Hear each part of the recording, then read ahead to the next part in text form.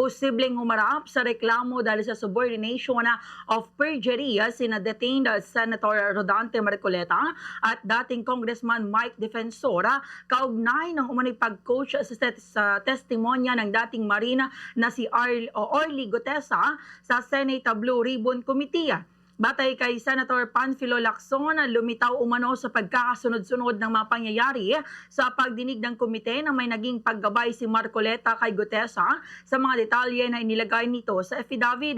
Kabilang dito ang mga alegasyon ni Gutesa na naghatid siya ng mga maleta ng pera sa ilang opisyal, kabilang si dating House Speaker Martin Romualdez. Ayon kay Senator Lacson, maaaring magsampa ng reklamo si Romualdez laban kina Marcoleta at Defensor dahil siya ang isa sa mga personalidad na unang idinadawit sa mga alegasyon ni Gutesa.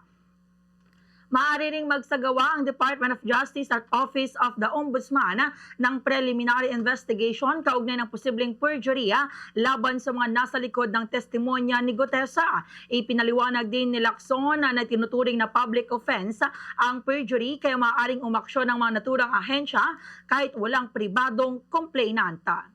Fast sa Radyo Bombo!